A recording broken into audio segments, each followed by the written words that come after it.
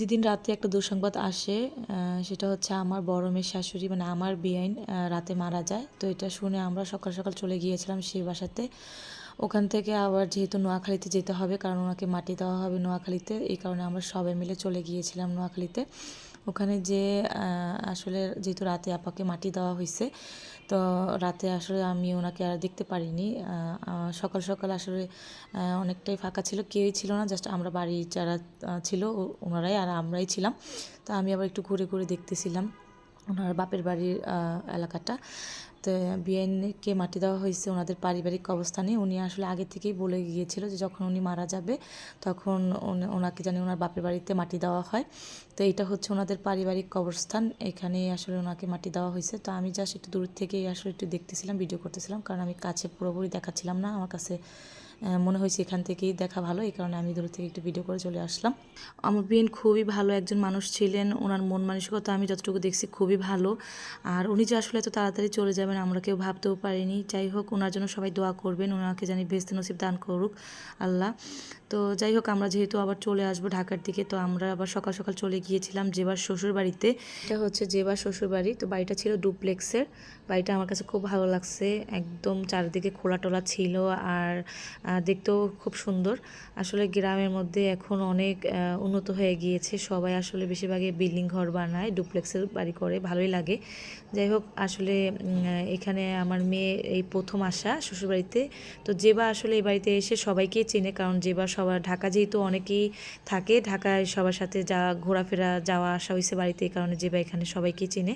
জেবার চিনতে আসলে সমস্যা হয়নি, তো আমাকে সবাইয়ের সাথে পরিচয় করাই দিছে। তো আমি এখানে বসে বসে ওদেরকে ভিডিও করতেছিলাম।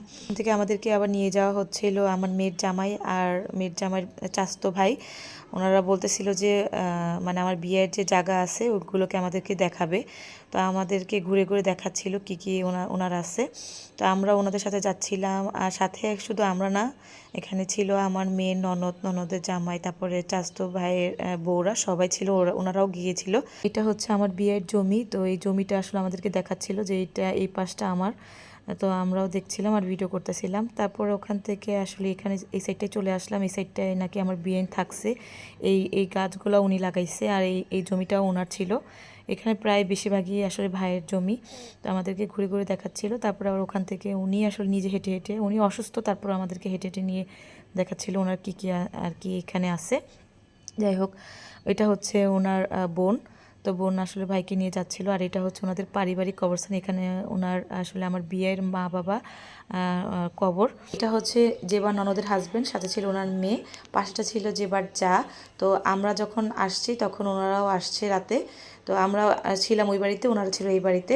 তো যাই হোক, সকালবেলা সবাই একসাথে হলাম, তারপর সবাই একসাথে ঘোরাঘুরি করলাম।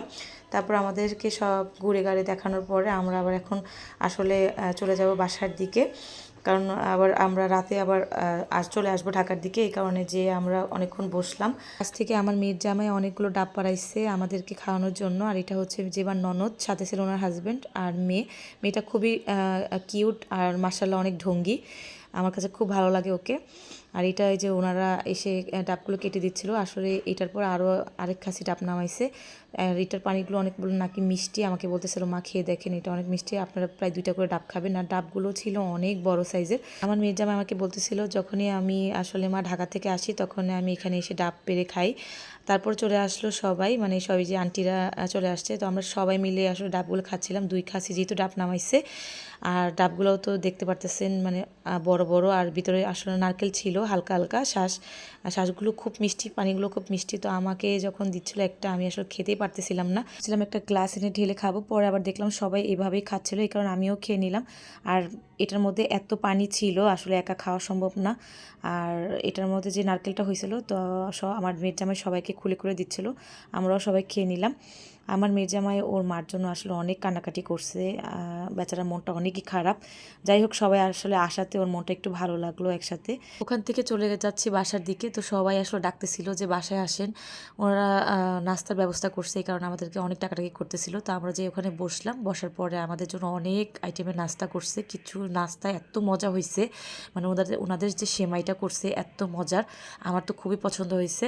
তো আসলে নোয়াখালীতে না আসলে বুঝতেই পারতাম না যে নোয়াখালী মানুষরা এত আদর আপ্যায়ন করে মেহমানদের। আর ওনাদের কথাবার্তার আচার আচরণ এত ভালো ছিল, কি বলবো, যত বলবো ততই কম। আমার কাছে খুবই ভালো লাগছে ওনাদের।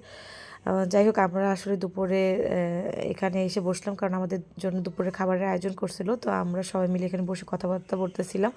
আমি আসলে খাবারের ভিডিওটা দিচ্ছিলাম না, কারণ আমরা খাবার দাবার খেয়ে ফেলছি। আমি সব কিছু আসলে করিনি, আমার কাছে যেগুলো মনে হয়েছে করার সেগুলোই আমি করছি।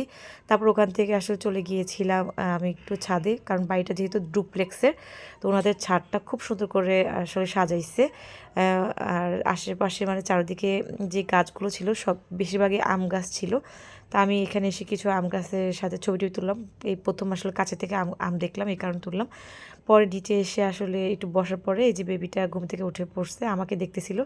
পরে আন্টি, মানে এই বাসার একটা আন্টি আমাকে 1 কাপ কফি দিল। আমরা খাওয়া দাওয়ার পরে চলে আসলাম নিচে, যেহেতু আমরা চলে যাব। এসে সবার সাথে বিদায় নিলাম। আর আমার মেয়েকেও সবাই বোঝাচ্ছিল, তুমি তোমার শ্বশুরকে দেখে রেখো, যেহেতু আমরা এখন ঢাকায় চলে আসব। তো সবাই আমার বিয়ানের জন্য একটু বেশি বেশি করে দোয়া করবেন আর ভালো থাকবেন। আল্লাহ হাফিজ।